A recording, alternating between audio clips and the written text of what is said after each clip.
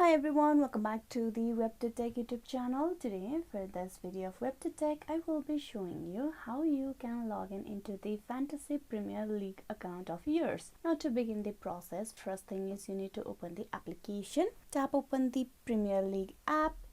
Once you have opened the application, you will be at this page, that is the latest news of the Premier League. Here you need to tap on the more on the bottom right side of your screen. You tap on more, tap that, and here you need to tap on sign in / create new account. You tap on that option.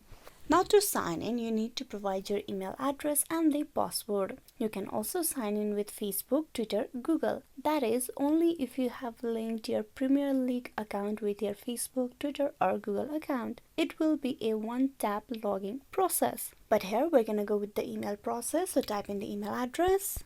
Below type in the password and then tap on sign in. And with that, you will be easily logged in into the account of yours. This is a simple way to log in into the account. You need to provide a correct account details and credential. Only then you will be able to log in. Hope this video was useful. Please like and subscribe the WebToTech YouTube channel. Thank you for watching till the very end.